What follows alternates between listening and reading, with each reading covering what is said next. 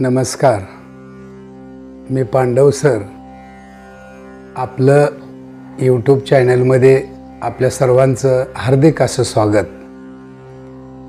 आज आपला विषय माणूस सुखी का नाही।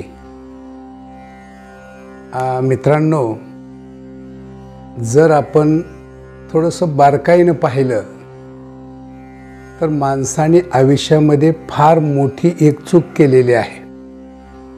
आपण आयुष्यभर दुसऱ्याच्या झाडाला पाणी घालत आलो आणि त्याच्यामुळं त्या झाडाची सावली, त्या झाडाची फळं आपल्याला कधीच मिळाली नाहीत।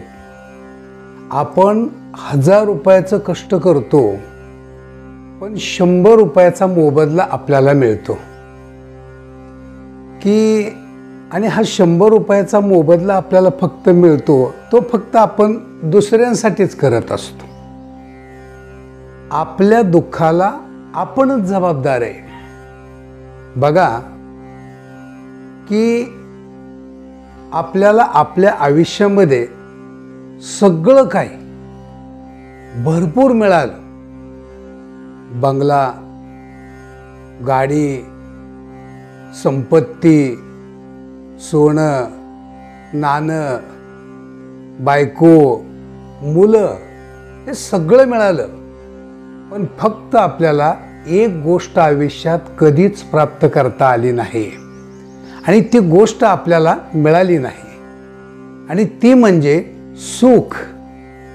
मग हे सुख आपल्याला आयुष्यामध्ये एवढी आपल्याकडे धनसंपदा असून सुद्धा हे सुख आपल्याला का मिळाले नाही?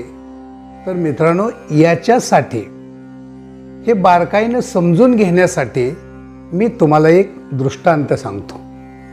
तो दृष्टांत तुम्ही शेवटपर्यंत अगदी नीट पद्धतीने ऐकून घ्या, म्हणजे आपण सुखी का नाही याचा संदर्भ आपल्या लक्षात येईल। की फुलटन नावाचे एक संशोधक वाफेवर चालणाऱ्या बोटीचा शोध लावतायत आणि ही बोट घेऊन ते नदीपात्रामध्ये आपलं प्रात्यक्षिक करण्यासाठी आलेले आहेत। मित्रांनो, अख्खं गाव जमलेलं आहे तिथं ते पाहण्यासाठी, परंतु हे संशोधक आपल्या कार्यामध्ये एवढे मग्न आहेत, कोण काय बोलतं इकडं त्यांचं बिलकुल लक्ष नाहीये, परंतु लोकांच्या चर्चेला मात्र उधाण आलं।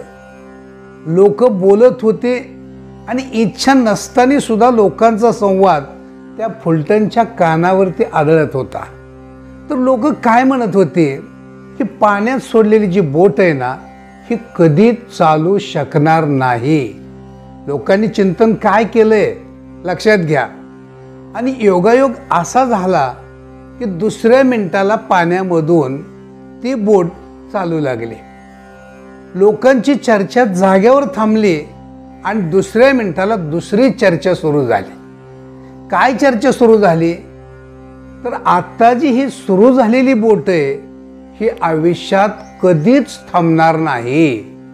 मित्रांनो, तुमच्या लक्षात एक आलं असेल, लोक सातत्यानं बोलतायत, लोक सातत्यानं चिंतन करतायत, पण ते वाईटच चिंतन करतायत, नकारार्थीच बोलतायत, आणि याच्यावरती अशाच वाईट चिंतन करणाऱ्या लोकांविषयी मंगेश पाडगावकर अतिशय सुंदर बोलतायत। ते काय म्हणतायत तर जीवन कसं जगावं, सकारात्मक जीवन जगावं की नकारात्मक जीवन जगावं, सांगा तुम्हीच जीवन कसं जगावं।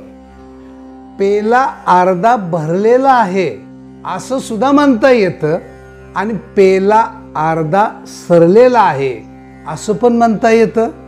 मग तुम्हीच सांगा, भरलेला आहे म्हणायचं की सरलेला आहे म्हणायचं? तुम्हीच सांगा, जीवन कसं जगायचं? कणत कणत की गाणं म्हणत? तुम्हीच सांगा, जीवन कसं जगायचं? हसत हसत की रडत रडत? तुम्हीच सांगा, जीवन कसं जगायचं? सगळं तर आपल्याच हातात आहे। मित्रांनो, जर आपल्याला आजपासून असं वाटलं की नाही नाही आतापर्यंत झाल्या चुका ह्या झाल्या, परंतु इथून पुढं मात्र मला सुखी जीवन जगायचंय, तर याच्यासाठी दुसऱ्याची वाट पाहू नका, स्वतःमध्ये आपल्याला थोडंसं परिवर्तन करावं लागेल. आणि ते कोणत्या बाबतीत परिवर्तन करावं लागेल, तर पहिली गोष्ट, जे आपण विनाकारण लोकांविषयी वाईट चिंतन करतोय ते चिंतन तुम्ही अगोदर जाग्यावर थांबवलं पाहिजे. वाईट चिंतन बिलकुल करायचं नाही. आणि दुसरी गोष्ट एक आहे, आपल्याला आपल्या प्रवृत्तीमध्ये बदल करावा लागेल की सगळ्यांचं सगळं जावं आणि मलाच सगळं मिळो, ही जी प्रवृत्ती आहे ही प्रवृत्ती आपली थांबली पाहिजे. आणि तिसरी गोष्ट एक आहे, जो आपण नकारात्मक बोलतोय ते शक्य नाही, ते होणारच नाही, हे नका बोलू. नकारार्थी, निगेटिव्ह नो थिंकिंग, पॉझिटिव्ह बात आपण केली पाहिजे. आणि जर का आपण ही 3 परिवर्तन आपल्या स्वतःमध्ये जर आपण केली, तर मित्रांनो निश्चित पद्धतीनं की तुम्हाला प्रचंड ताकदीचं समाधान मिळेल. आणि हे काय एकदा समाधान तुम्हाला मिळालं की सुख तुमच्या घरी पाणी भरल्याशिवाय राहणार नाही. आणि एकदा का सुख तुमच्या घरी पाणी भरून लागलं की मग मात्र सुखाची बरसात तुमच्यावरती झाल्याशिवाय राहणार नाही, असं मला तरी वाटतं. मित्रांनो, हा माझा छोटासा व्हिडिओ मी आपल्यासमोर मांडलेला आहे. जर आपल्याला आवडला तर कमेंट करा, लाईक करा, शेअर करा आणि सबस्क्राईब करायला मात्र बिलकुल विसरू नका. नंतर भेटू आपण पुढच्या भागात. तोपर्यंत नमस्कार.